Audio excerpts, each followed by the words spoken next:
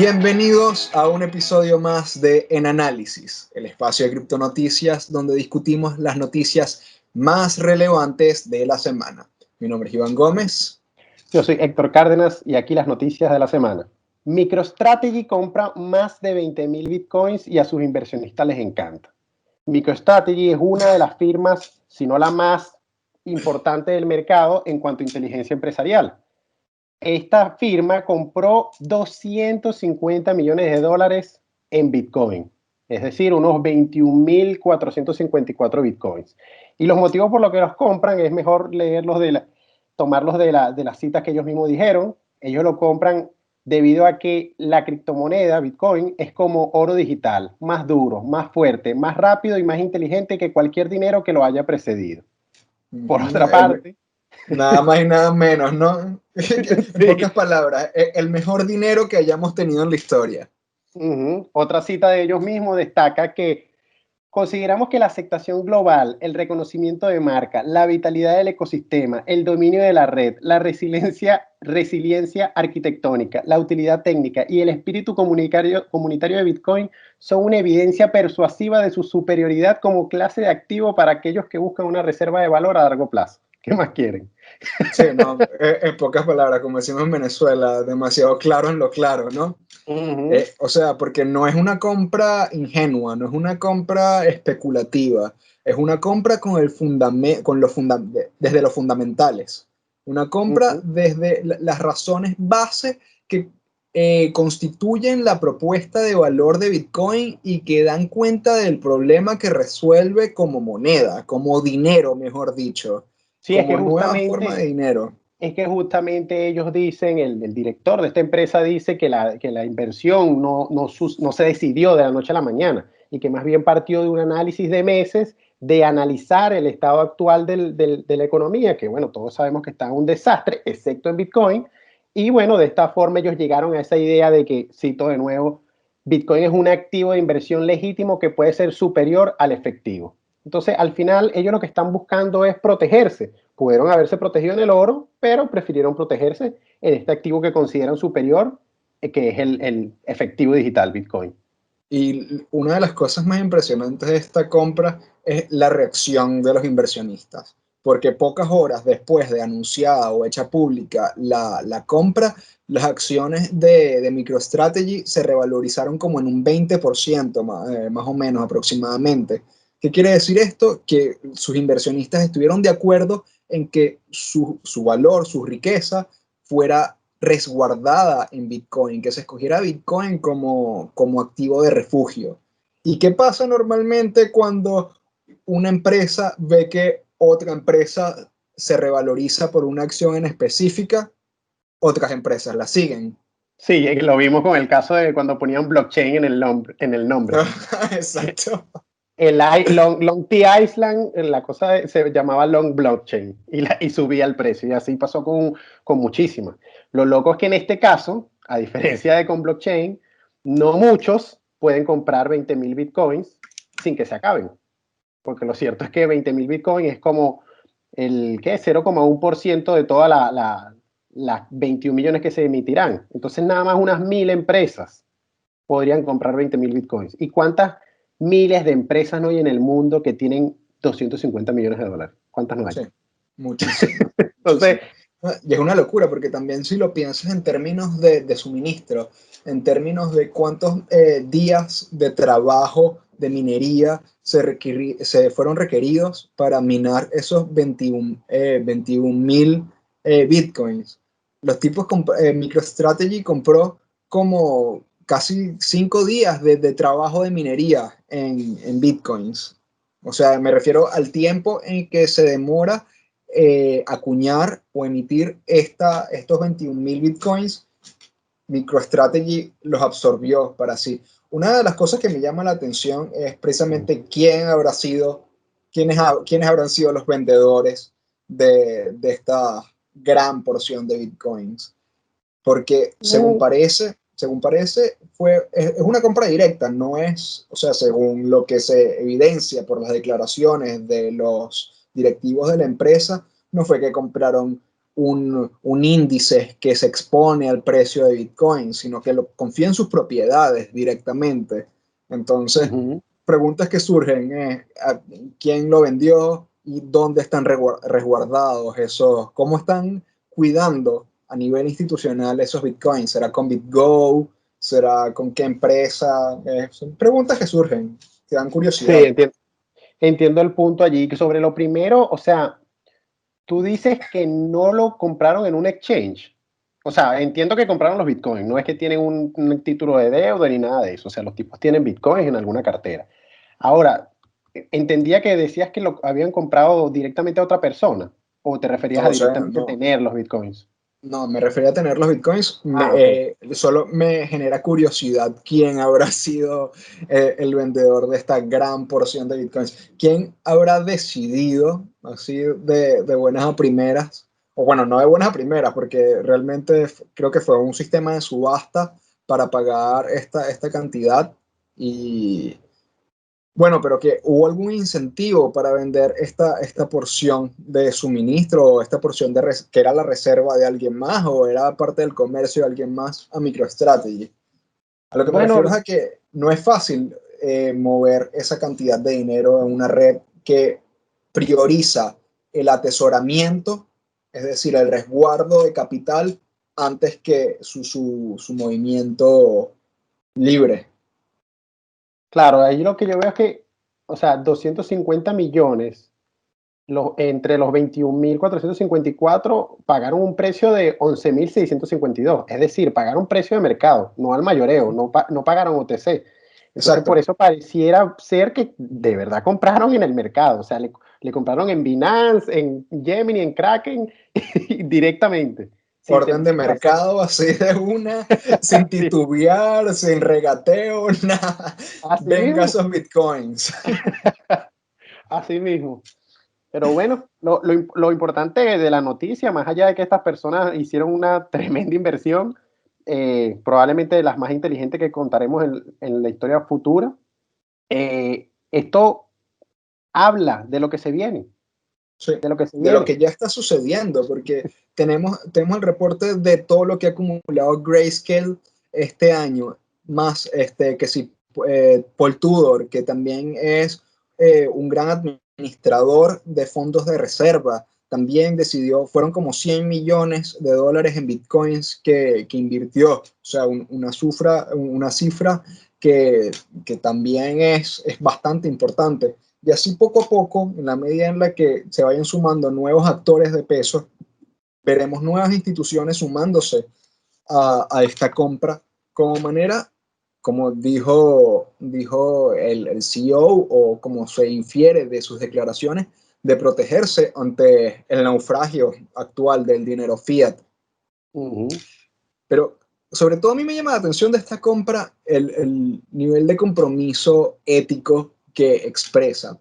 O sea, porque no es una compra, como dije al principio, especulativa, sino basada en los valores defendidos por esta comunidad, que son los que hacen valioso a Bitcoin. Y una de las cosas que llevo mucho tiempo pensando es que en la actualidad o con la emergencia de Bitcoin, se está formando una nueva clase económica articulada en unos valores en específico, que así como sucedió en el Renacimiento o en la caída del feudalismo, cuando empezó a emerger la burguesía o esta clase económica que defendía el ahorro, defendía el trabajo y la acumulación de capital como, como ética, porque así fue el protestantismo en su momento. En la actualidad estamos viendo surgir una nueva élite económica articulada en torno a unos valores de libertad bastante férreos en su mayoría. Entonces, eso es muy probable que tenga un impacto en la configuración social de las generaciones por venir. No sé, esos son cambios que son muy profundos y suelen tener incidencia muy en el futuro, pero creo que estamos en una etapa germinal e inicial para ver esto ocurrir en quizás no en unas cuantas décadas, pero sí unos buenos años. ¿Y crees que esa clase económica que se está formando también abarca a las personas que adquieren, promueven o usan cualquier otra criptomoneda o solamente los que lo hacen con Bitcoin? Mira, lo que hemos visto, y creo que con eso me das paso a hablar de nuestra siguiente noticia del día. No creo que todas las monedas compartan los mismos valores y por lo tanto no creo que haya una, o sea, que en todos los proyectos de criptomonedas en la actualidad expresen un mismo ethos. Vemos que entre los bitcoiners la verificación es algo fundamental, la transparencia en el suministro y en el manejo del dinero es algo que no se negocia. Entonces, en cambio, en otras comunidades, como demostró ser Ethereum eh, el pasado fin de semana y a lo largo de esta semana, quizás cosas como la transparencia en el suministro no es algo tan apreciado por la comunidad o no se le da tanta importancia ni entre sus líderes ni entre sus miembros. Para darle un poco más de contexto a quienes nos escuchan y no siguieron este debate, a partir del viernes pasado, si no me equivoco, varias personas en Twitter, entre ellos el educador Pierre Rochard y también el representante del Instituto Nakamoto, del Nakamoto Institute, Michael Goldstein, empezaron a inquirir en la comunidad cuál era el suministro de Ether, cuál era el suministro actual de Ether, a lo que se presentaron muchas dudas.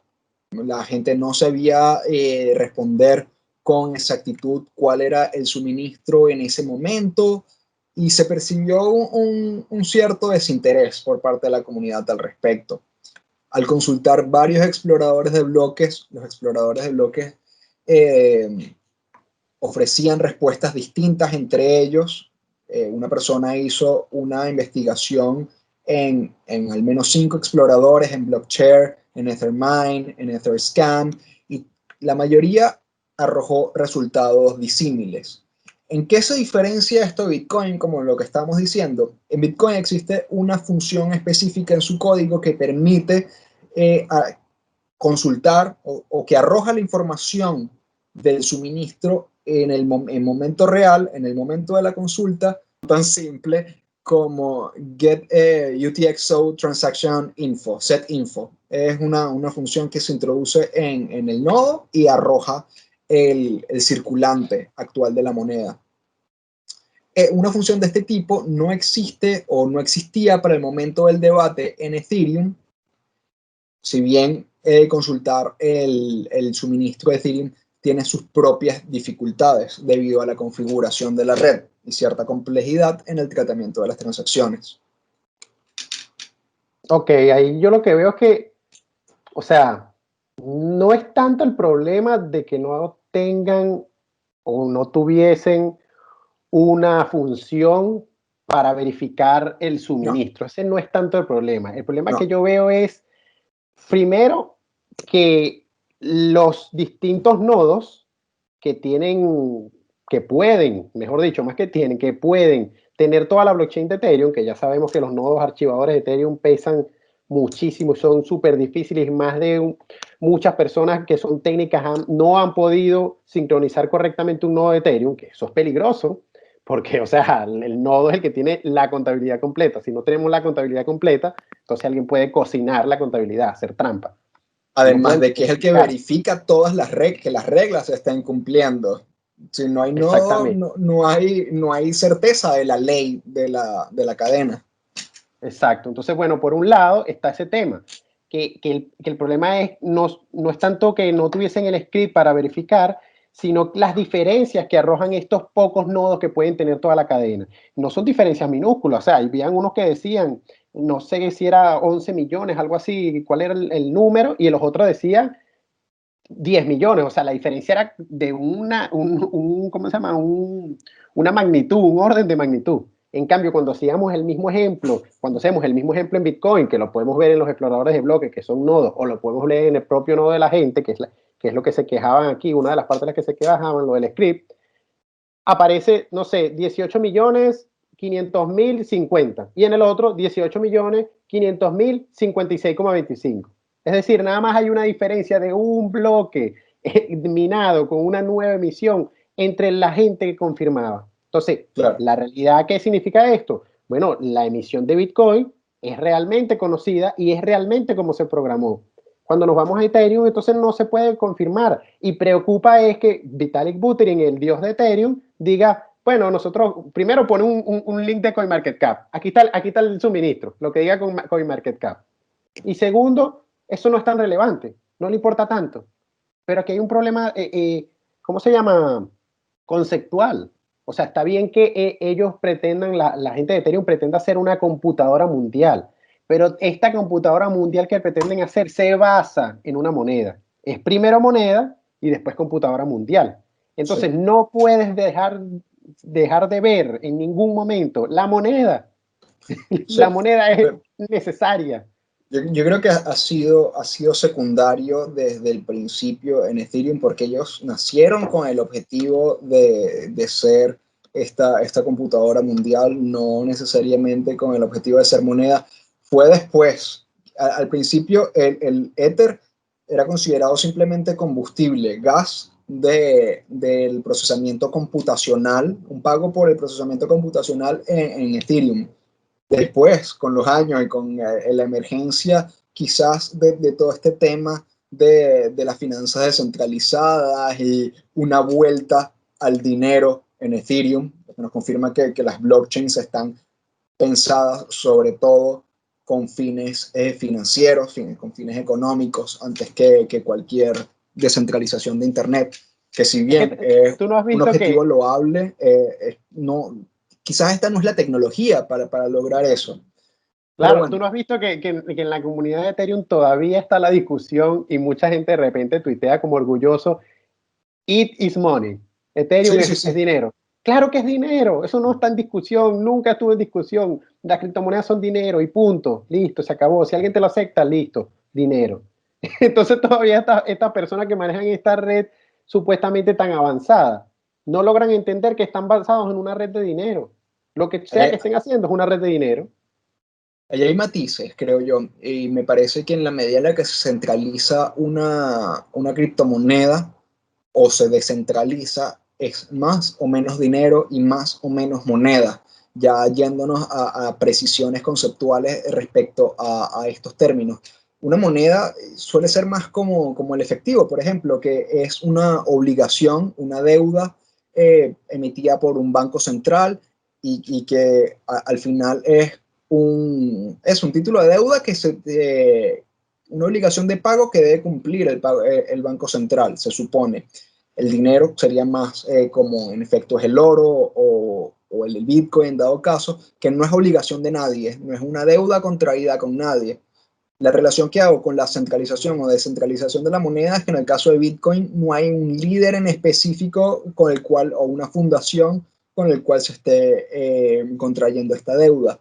Pero si vemos a precisión el comportamiento de la comunidad de Ethereum frente a este tema, que requiere la confianza, o sea que creo que es el punto pivotal en el que difieren estas dos redes en este debate sobre el suministro, la confianza en que se sabe aproximadamente cuál es el suministro o alguien más sabrá cuál es el suministro, pone de relieve el carácter de supremacía o liderazgo que puede tener tanto la Fundación Ethereum o empresas externas como Consensus en el funcionamiento de la red. O sea, Ether se termina convirtiendo una obligación de la Fundación Ethereum en la medida en la que de ellos depende la total confianza en el sentido de moneda fiduciaria de Ether como moneda. Es que serían como acciones. En Bitcoin tú tienes dinero. Pero en Ethereum hay acciones, o sea, tú tienes acciones en la compañía Ethereum. ¿Quién es el dueño de la compañía Ethereum? Vitalik Buterin. Y su junta directiva es la Fundación Ethereum. Si ellos dicen que vamos para acá, vamos para allá. Si ellos dicen que vamos para allá, vamos para allá. Entonces, al final, ¿qué tiene? Unas acciones de esa empresa. Que esa empresa le puede ir muy bien, esas acciones valer mucho. Es verdad. Pero al final estás dentro estás teniendo acciones o dinero, llamémoslo privado, dinero de una empresa. Entonces, ¿qué es lo que pasa con esa clase de dinero? Que cuando esta empresa quiere hacer lo que sea con ese dinero, moverlo para acá, para allá, cambiarlo, hacerlo irrelevante, eliminarlo, lo hace. Y tú no tienes manera de ponerte en contra, que es la diferencia con Bitcoin. En Bitcoin nadie va a llegar a decir, mira, ¿sabes qué? Voy a darle este botón y voy a borrar todo, o voy a hacer esto y ahora ya Bitcoin no vale. No, eso no se puede hacer. Entonces, Con ahí todo, la diferencia. con todo, creo que ya Ethereum ha avanzado a un punto como protocolo y como experimento de Internet en que si en algún momento, la cosa es el preminado que maneja la Fundación Ethereum. Claro. Ese es el matiz. El preminado es, para los que no conocen, fue un proceso de captación de monedas o de toma de monedas que hizo la Fundación Ethereum al momento de emitir la red.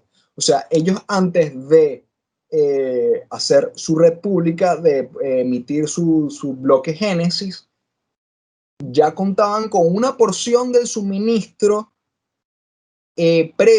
preemitida antes de que comenzara la minería en la red. Entonces, ¿tienes idea de cuánto era el suministro, el porcentaje del preminado en Ethereum? Sí, creo que el preminado es como de 12%. Hay un tuit de Vitalik aquí que lo muestra.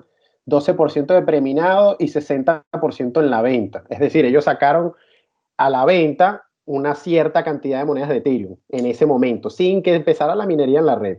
De esas monedas, 60% se vendieron a personas, es decir, habían personas que tenían tenencia de Ethereum antes de que empezara la red, y 12% se lo quedaron los desarrolladores, entre ellos Vitalik Buterin. Sí, fueron unos 72 millones de dólares aproximadamente en aquel momento. Entonces ya eso le da una influencia poderosa a la Fundación Ethereum respecto a la red.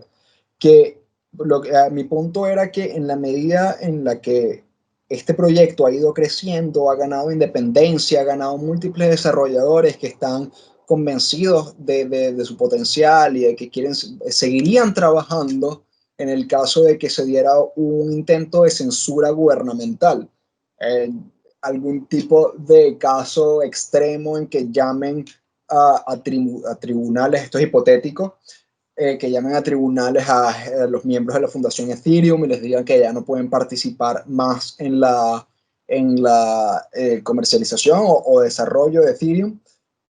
Hay una comunidad que estaría dispuesta a seguir con el protocolo. Entonces, creo que por esa parte, la centralización de Ethereum o de la fundación Ethereum ya ha superado esa brecha o esa barrera en la gobernanza de la red, ¿no? Pero igual tiene un papel muy importante en la toma de decisiones de lo que se hace, en las direcciones en las que se avanza el protocolo y en las modificaciones que tienen lugar en última instancia, porque al final Ethereum es la red base de un montón de aplicaciones que están siendo construidas sobre ellos y de la cual dependen.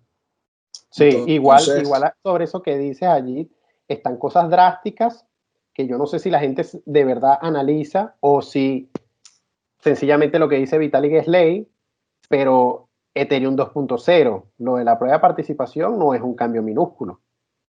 No es un no, cambio minúsculo. No es ponerle gobernanza encima de la prueba de trabajo que ya sabemos que funciona, como hizo Dash o como hizo Decred. No, es mira, vamos a votar la prueba de trabajo y vamos a poner la prueba de participación en la que el dinero asegura el dinero.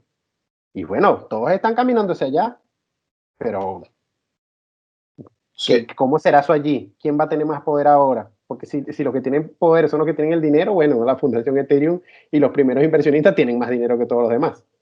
Entonces van a poder exacto, hacer lo que en quieran. Ethereum, exactamente.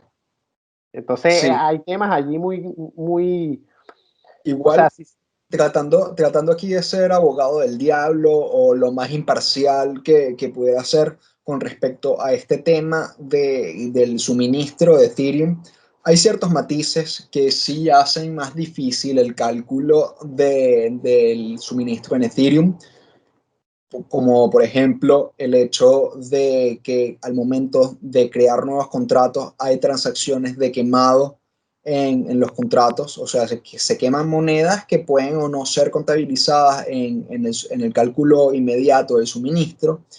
También está el tema de los bloques tíos, Uncle Blocks, que son una forma en que las transacciones que no fueron contabilizadas en los bloques principales de la red son también minados, pero entran en la contabilidad de la minería de Ethereum con cierto retraso.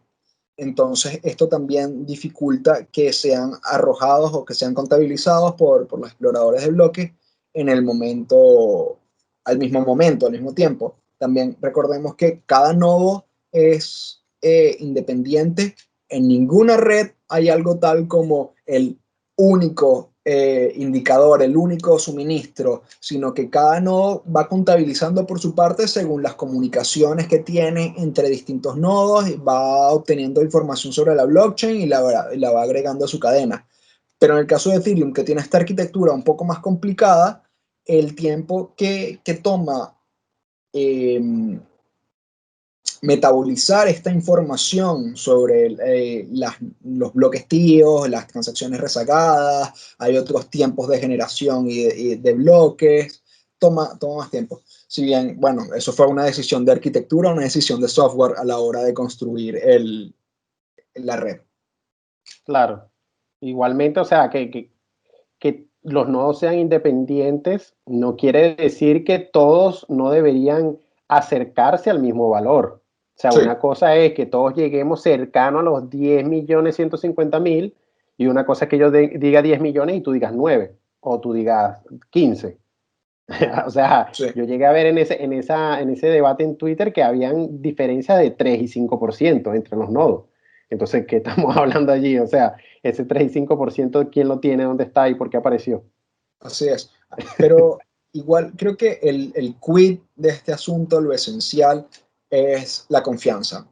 Bitcoin nació para mitigar, porque es imposible eliminar la confianza en las relaciones humanas, pero sí para mitigar la necesidad de confiar en terceros de confianza, en este caso en los económicos. Ya no tenemos que confiar en el suministro o en las hojas de contabilidad que nos ofrecen los bancos centrales para saber cuál es el circulante de la moneda de nuestro país, por ejemplo.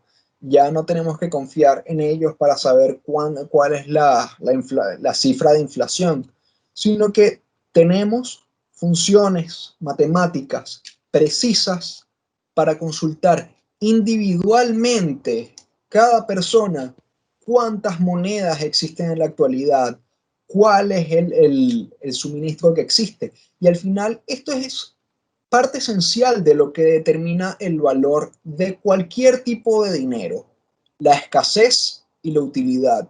Si no tenemos certeza, que este es otro punto, de que en Ethereum no hay un suministro fijo, sino que el suministro simplemente se va expandiendo según la necesidad de la red y no Aunque hay Vitalik ha dicho que él, Vitalik ha dicho en Twitter que él podría proponer un tope en el futuro. De nuevo, Vitalik diciendo que va a hacer con su empresa, pues. Claro, claro. Pero bueno, de momento no hay Ethereum no es escaso, Ethereum es infinito. Hasta este momento no se sabe cuántos Ethers habrá en la historia. De momento son infinitos los Ethers que habrá en la historia.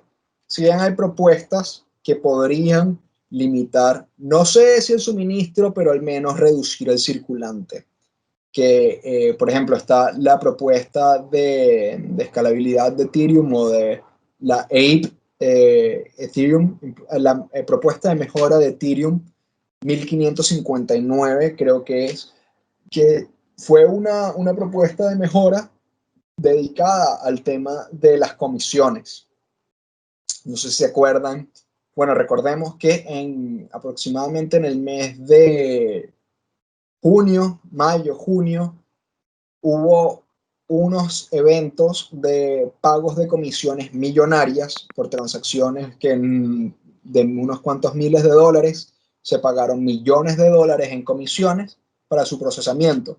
Entonces, esto obviamente levantó la suspicacia o la curiosidad de los miembros de la comunidad de Ethereum y se buscaron medidas, soluciones para estas comisiones exorbitantes. Una de ellas fue esta propuesta de mejora que lo que, lo que establece o lo que quiere implementar es que las personas puedan quemar, es decir, eliminar lo que pagan por la cantidad de Ethers que pagan por comisión. Al momento de pagar una comisión, la persona puede elegir dárselo como propina al minero o simplemente eliminarlo. Eliminarlo, sacarlo del circulante, esa cantidad de Ethers que se pagaron como comisión dejarían de existir. Entonces, esto ayudaría a reducir la cantidad de circulante de Ethers que no el suministro infinito que tiene en la actualidad. Y sería otro tema de oscuridad para saber los datos reales económicos de Ethereum. Sí, añadiría otra capa de complejidad. Sí, yo me quedé con lo anterior que decías allí de Bitcoin y su transparencia, pero pensándolo en relación a los bancos centrales de los estados. ¿Cuántos países no tienen esos problemas de que el Banco Central no arroja las cifras de la economía o las retiene o arroja cifras que no son? Sí, Si viéramos a Bitcoin como, Venezuela. si viéramos a Bitcoin como un banco central, no hay ese problema.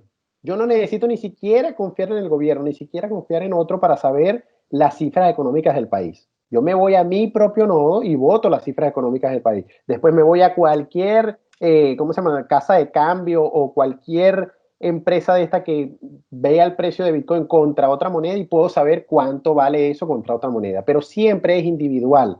Ese es el tema. Y algo que me dejó preocupante aquí con esta noticia que hablamos, es que mucha gente en medio de la discusión decía, I trust Vitalik, I trust Vitalik. A eso se reduce esto. Toda esta gente está usando una tecnología para eliminar o disminuir la confianza para confiar en un tipo. Exactamente. Sí, ¿no? Y realmente la otra cara de la confianza o lo que se oculta detrás de la confianza es el secreto. El secreto siempre está como una posibilidad cuando se confía y otro nombre del secreto es el engaño. O sea, en la medida en la que se confía, siempre se puede traicionar, siempre puede haber engaño detrás de esto.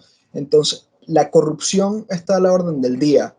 Entonces, si tenemos la posibilidad de implementar una tecnología en la que se saca de la ecuación la corrupción de los números, la manipulación de los números, ¿por qué se opta en conservarla? ¿Qué beneficio trae conservar la confianza cuando ya tenemos una tecnología que logró mitigarla, al menos en el ámbito económico? Que hay muchos ámbitos en los que sigue siendo indispensable confiar, sí, pero aquí tenemos una tecnología que reduce la necesidad de confiar en el otro y pone las matemáticas, la contabilidad, la demostración aritmética de la realidad en primer plano.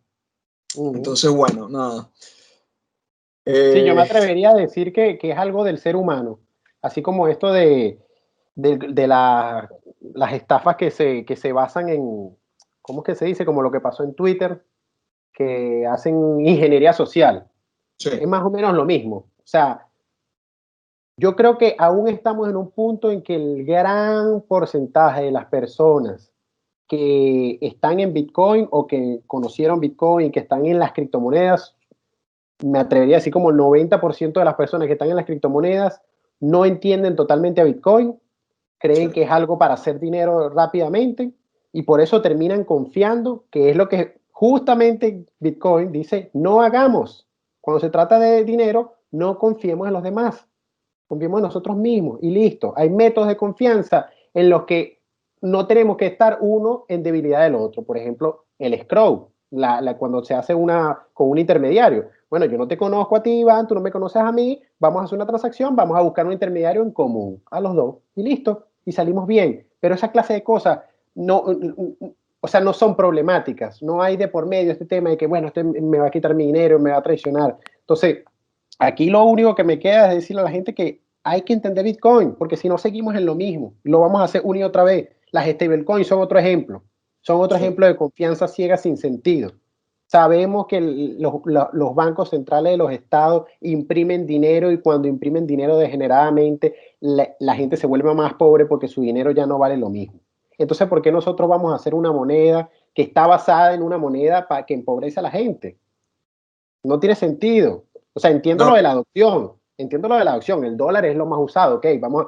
Pero es que estas monedas no comparten la adopción del dólar. No es verdad que yo agarro DAI o yo agarro Tether y voy ahorita a la esquina ahí y me reciben dólares DAI y Tether. Mentira. Entonces, no hagamos esta clase de cosas que van en contra de lo que se está creando, que sí es un cambio revolucionario, loquísimo, gigantesco. Noticias como la anterior de MicroStrategy lo dejan claro, que la gente de verdad que está tomándose su tiempo para pensar, analizar y hacer sus estudios, termina llegando a que Bitcoin es el cambio realmente poderoso. Entonces, bueno. es que termina cayendo en ingenuidad, realmente. Hay muchas personas que creen que están jugando de vivo o siendo muy astutos, haciendo dinero pongamos el caso de muchas aplicaciones de las finanzas descentralizadas. Probablemente mucha gente en los 2 días de vida que tuvo Jam, por ejemplo, Jam Finance fue una aplicación de finanzas descentralizadas que empezó a funcionar el 11 de agosto y murió en la madrugada del 12, comienzos del 13 de agosto. O sea, como 36 horas estuvo en vida la plataforma, subió su capitalización de mercado meteóricamente en pocos minutos, tuvo mucho precio, pero fue lanzada simplemente como un experimento, fue lanzada sin ningún tipo de auditoría de su código y en menos de 24, bueno, un poco más de 24 horas se dieron cuenta de que había un error en la escritura del contrato que provocó el congelamiento de $750,000, o sea, casi $1,000,000 en, en 2 días. Pero Y es que hubo, como si no supieran leer. Ethereum, Bitcoin, casi todas las blockchains tienen redes de prueba. Si estás experimentando, anda para la red de prueba. ¿Qué haces en la red principal con el dinero de la gente? ¿Te lo quieres con el robar? dinero, O ese es el sea, tema, eso ese es es lo el único que me problema, llega a la que mente. o sea, porque se llenan la boca con todo este tema de la innovación y que van a haber errores en la medida en la que se prueben las cosas. Hay redes de prueba en las que no está comprometido el dinero de la gente, porque no está jugando, o sea, bien, puedes poner todo el disclaimer, todo el descargo de responsabilidad que quieras, de esto es un proyecto que nació por diversión y por experimentar las posibilidades de mezclar lo mejor de distintos propuestas de finanzas descentralizadas, lo que te dé la gana, pero al final aquí, oye, está jugando con la avaricia de la gente. La gente cuando se pone La avariciosa, necesidad también. la necesidad también, pero hay mucha avaricia en este ámbito y eso hace irresponsable a las personas, más con este ecosistema que todo es tan rápido, ¿no? Todo es tan cambiante y si no entras en el momento inicial de una plataforma, quizás te pierdas el despegue hasta la luna de la vaina y no puedas, ya no hagas ganancias, sino que eso, tienes que lanzarte inmediatamente a probar la plataforma y bueno, si ganaste, ganaste y si perdiste, perdiste. Hay gente que asume esto con adultez, con madurez y con responsabilidad, pero hay otros que no. Y no hay necesidad. No hay necesidad de estar poniendo en riesgo el dinero de las personas y dejarlo ahí perdido para siempre, cuando hay redes Sí. de prueba. ¿No? Y según vino, no llegué a leerlo, pero la gente se estaba como alarmando o estresando porque Jam, después de haber cerrado así locamente, estaban lanzando unos posts como de alegría, de que venía algo nuevo luego, la post muerte. O sea, se toman eso Ajá, como deportivamente, pero de por medio se sí, llevaron $1.000.000 de la gente. sí, van a hacer una bifurcación, van a continuar el proyecto, pero en otra red. O sea, este dinero que quedó congelado, bueno, lástima, $1 millón menos. Una Ajá, donación para el y ahí entra suministro de los dólares y tal. y ahí entra el escrutinio. Y ahí entra el escrutinio. Tan $750.000 bloqueados. Ajá. ¿Cómo se desbloquean? ¿De casualidad Jam no tendrá una forma de desbloquearlos? ¿O de verdad es que Mira, se bloquearon por siempre? lo que Porque pasó, lo los que pasó contratos exactamente, inteligentes se programan como el tipo, como uno quiere que se programen. lo que pasó exactamente fue que eh, cuando según el que Jam no necesariamente necesitaba ser comprado, sino que era tipo yield farming, agricultura de ganancias y esto, por hacer staking, por dejar unas monedas bloqueadas en el pool de Uniswap, por ejemplo, se te daban unos tokens de regalo, que eran los tokens de Jam, y de ahí es que se establecía este capital, ¿no? Entonces, lo que quedó bloqueada fue la posibilidad de gobernar la red. Esto era un token de gobernanza y el exceso de los tokens emitidos que se enviaban a una tesorería. Si la tesorería tenía más tokens de los que tenían los participantes de la red, por ejemplo, no habría suficiente quórum para tomar las decisiones de gobernanza de la plataforma. Entonces, hubo un gran esfuerzo comunitario y creo que es algo que hay que reconocerle a la comunidad de Ethereum y de DeFi. Hubo una campaña de menos de 7 horas, duró menos de 7 horas desde que se notó el error, el bug, hasta que era irremediable solucionarlo. Menos de 7 horas trataron de recaudar suficiente Jam que superara el capital bloqueado en la tesorería para poder hacer la modificación en el contrato que permitiera retirar el bug. No se logró y el dinero quedó bloqueado. Porque esto es lo peor de todo. Cada vez que pasen como unas 7 horas, el contrato va a seguir andando. Eso es curiosísimo. Y se van a seguir emitiendo monedas que van a ir al contrato de Jam, al contrato este que está bloqueado. Entonces, O sea, se va a seguir acumulando plata ahí. bueno, pero plata que no vale nada porque Jam cayó de $159 que ya estaba cotizando a cero en pocas horas. Cayó el precio y luego subió, que es lo peor de todo. Y esa es la locura de este mercado, es demasiado irracional. Subió, o sea, estaba en 0,95, una cosa así, y al rato ya estaba en 1,17, porque la gente seguía especulando con el Jam, quizás algunos que no se habían enterado del problema que ya había en la plataforma, o quizás gente que no le importa y que aumentarán el precio y luego se lo venderán a alguien más y harán plata especulativamente con eso. No, una locura, una locura, de verdad. Y bueno, son estas las aplicaciones que han mandado a Ethereum a tener las comisiones más altas de su historia. O sea, ahorita estamos en máximo histórico de las comisiones de Ethereum. Superan en un día, en menos de 24 horas, se han emitido, o los mineros han ganado, que es otra perspectiva de verlo, que para los mineros siempre el aumento de comisiones es beneficioso. 6,87 millones de dólares se pagaron en un día en comisiones de Ethereum. O sea, Una locura. una locura. Y esto es sobre todo impulsado en el DeFi, que hay proyectos que, bueno, han crecido orgánicamente con el tiempo y han tenido desarrollo sustentable. Hay otros, como uno de los principales, oye, impulsores del aumento de las comisiones en DeFi o en Ethereum, que es Forsage, que ya se ha reportado varias veces como un esquema Ponzi, hasta por un banco o una autoridad financiera de un país, no recuerdo cuál exactamente en este momento, ya ha reportado como un esquema Singapur creo que Ponzi. fue. Eso es uno de los principales impulsores de las comisiones en Ethereum en la actualidad. Pero que fíjate, o Eso, sea, ahí entra la duda, o sea, bueno, ante la duda, fíjate que esos 7 millones que tú dices se traducen en comisiones para la gente. O sea, si bien los mineros se están haciendo ricos, pues la gente que quiere usar Ethereum ahorita está pagando de 5 a 20 y llegué a ver hasta una foto por allí en Twitter de $120 por una comisión.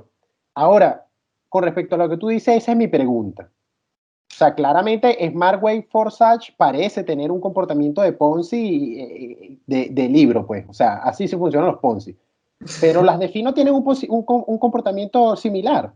Las DeFi que llamamos legítimas, o no sé, las que supuestamente están haciendo todo bien, se parecen mucho.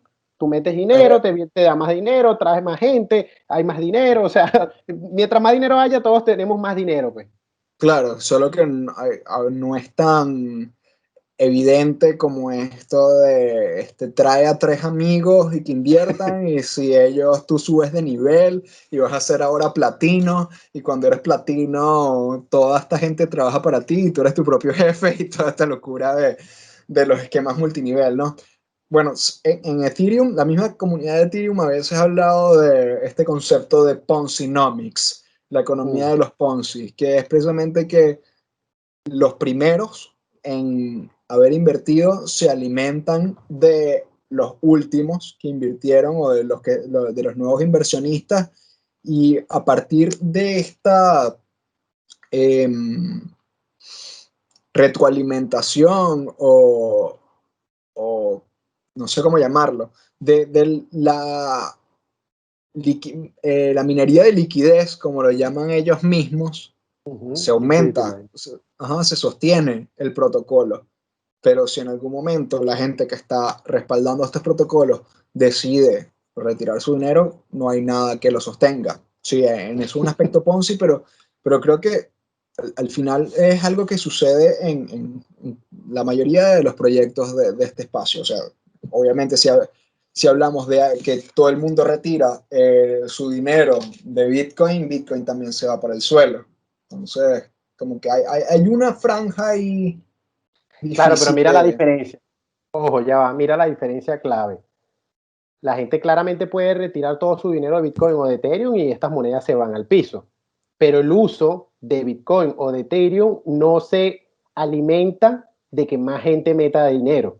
Si Eso es Bitcoin clave. vale, si Bitcoin vale 1 y tú lo mueves y pagas con eso, o vale 10.000, eso no importa. Pero en cambio, cuando nos vamos a las DeFi, yo necesito que tú traigas gente, que tú traigas liquidez para que esto crezca y para que tú tengas más dinero. Entonces, esa es Eso una es diferencia muy clave. grande. El uso de las DeFi es ponzinómico.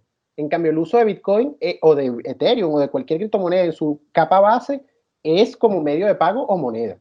Sí, porque se ha visto que su comportamiento es meramente especulativo. O sea, esto de que quieras generar más ingresos específicamente del arbitraje, por ejemplo, de las diferencias de precio entre dos mercados y exclusivamente de eso, o de hacer staking solo para que te den monedas gratis, no es algo que se sostiene y no puedes Es estar correcto. toda tu vida emitiendo tokens nuevos del aire. Y cuando Del aire y que de paso, eso que dices allí, las monedas nuevas, que te regalan monedas nuevas, pero esas monedas nuevas no tienen valor a menos que tú le des valor porque sigas metiendo gente al juego. sí, sí, no, es preocupante, es preocupante, ha tenido un crecimiento muy descontrolado, sobre todo por el lado negativo a veces del código abierto en el que simplemente gente con intenciones maliciosas o intenciones meramente especulativas o de robar a los demás, le hace una copia al código de otro proyecto y lo lanza y la gente que está desesperada por un proyecto nuevo de DeFi porque es lo que está de moda, mete su dinero ahí y no se sabe qué es lo que está detrás. Que en pocas palabras fue lo que pasó con Jam. Exactamente. Y el problema aquí es que también veo que, por ejemplo, el marketing a través de las redes sociales de estos proyectos de DeFi es muy duro. Es muy duro y por más que digan, no, sí, que yo dije que esto era, que tenía riesgos y tal, o sea, la verdad es que la gente que apoya lo del DeFi lo hace como, atrae seguidores, pues atrae mucha gente a hacer esto. Y entonces lo llamativo a través de lo que vende es lo que, mira, me hice tanto con tanto en tantos segundos. Sí, Y es la misma $16,000 en historia. 3 segundos. Como Y es que, la misma what? historia de las Jaico. Es la misma historia de las Jaico, es igualito. O sea, que las Jaico sean un método legítimo para levantar el capital no quiere decir que no se hayan usado para hacer trampa, pues por decirlo de alguna forma. Lo mismo Pero aquí, ¿cómo? a lo mejor las DeFi sirven, a lo mejor, no sé, MakerDAO, Compound y Aave y toda esta gente, bueno, si tienen algo de gobernanza y tal, tú prestas real y a lo mejor sí sirve, está bien. Pero ya ahorita la tendencia que hay no es eso, no es eso, no es eso, ni por el hecho de que están haciendo pruebas, experimentos en red pública corriendo de la gente, ni por el hecho de que muchos probablemente están haciéndolo maliciosamente. Pero toda la Sí, tendencia va junta. sí, no. Y lo que se está replicando es en buena medida el comportamiento especulativo de Wall Street. Solo que ahora es solo hecho contrato, hecho código. Es Wall Street hecho código. Las mismas movimientos de generación de capital de la nada y de inflamiento de capital, o sea, porque yo lo que pienso es que si se está buscando descentralizar la confianza en el sistema financiero tradicional, ¿cómo cómo la gente confía simplemente en un protocolo que ni siquiera ha sido auditado? Es muy loco. Es que fíjate dónde yo trazo la línea de cuándo pasó esto.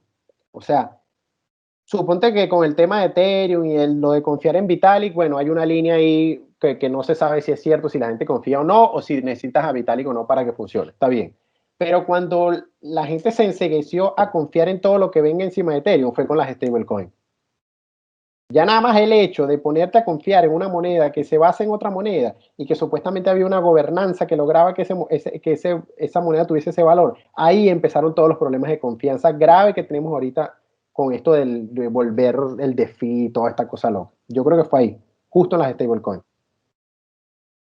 Bueno, no lo sé, o sea, entiendo ese punto porque al final, o sea, mi problema con las stablecoins es que al final solucionan en cierta medida el problema de la volatilidad actual en Bitcoin, por ejemplo, en el sentido en el que se convierten en un índice, un seguimiento de precio de las monedas fiat tradicionales, pero en la medida en la que el fiat también se devalúa y también se emiten monedas a lo loco, o sea, es simplemente una nueva capa de confianza que se introduce al sistema fiat tradicional. Entonces, Que ¿cuál ya es es el basado en valor? confianza. Ajá, ¿cuál es el valor que estás agregando? Velocidad. No, nada, No sé. porque, o sea, por ejemplo, algo que fuera muy valioso sería que las stablecoins se aceptaran en todos los sitios donde se acepta el dólar. Pero eso no es real. O sea, las stablecoins basadas en el dólar se aceptan en donde haya una persona que tenga una cartera y que se puso stablecoins, que es lo mismo con Bitcoin. Igual hay gente que ha querido usar stablecoins para en contextos hiperinflacionarios, dígase Argentina, dígase Venezuela, para supuestamente protegerse tanto de la volatilidad de Bitcoin como de la devaluación de sus monedas. Pero es un paño de agua tibia, es una solución a muy corto plazo en la medida en la que los activos en los cuales estas monedas están basadas también tienden a depreciarse. Ese es el tema principal con las stablecoins. Pero creo que no poner a la confianza en el centro de las preocupaciones de una red es anterior a las stablecoins. Ahí difiero de ti. Y creo que forma parte de una mala comprensión de lo que hace Bitcoin. No, ¿cómo es la cosa? No poner a la confianza. O sea, no entendí la. Tú dices que antes de las stablecoins ya habíamos pecado pues, Sí, de confiar. sí. Ciertamente, pero Cuando con no la se entiende stablecoin, Bitcoin, cuando no se con la entiende stablecoin Bitcoin, lo institucionalizamos. ¿Entiendes? Ese es mi punto. Por eso digo que de ahí en adelante se perdió todo de vista. Porque está bien que antes estábamos dudando, perdón, antes dudábamos y de repente empezamos a creer. Vitalik, las ICO, todas estas cosas. Pero con las stablecoins se institucionalizó nuevamente la confianza como centro del sistema financiero. Nuevamente la confianza gira alrededor de una moneda basada en la confianza. Con las stablecoins, antes de eso no estaba, porque en las ICO no había que confiar en nadie. O sea, había que confiar que alguien hacía un proyecto, pero en realidad lo que sucedía ahí era una inversión. Entonces no había ese tema de la confianza. Ahora que estamos basando todo en estas monedas, ahí fue donde inició. Por eso que te digo, o sea, estoy de acuerdo contigo en que antes estábamos ya empezando a confiar y estábamos cometiendo un error. Pero ahorita, desde la stablecoin en adelante, listo. Se acabó todo, porque volvimos al sistema tradicional. Sí, lamentable. Bueno, hasta aquí el episodio de hoy de En Análisis. Esperamos que les haya gustado y que si tienen argumentos en contra de todo lo que hemos dicho, por favor, pónganlo en los comentarios, debatamos.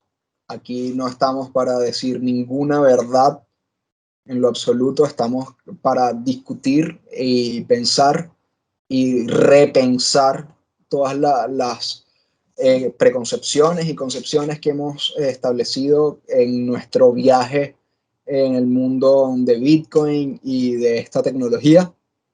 Entonces, no confíen. Creo que No ese ha sido el mayor, ese puede ser el mayor aprendizaje del episodio de hoy. De verdad, en la medida en la que podamos mitigar la confianza en las relaciones humanas y tener, así sea un poco mayor grado de certeza de lo que estamos haciendo y sobre todo de dónde estamos poniendo nuestro dinero, vamos a caminar en ese sentido. Caminemos en esa senda porque es para beneficio de todos. Sí. Entonces, no confíen, verifiquen. Compartan, den like. Nos vemos.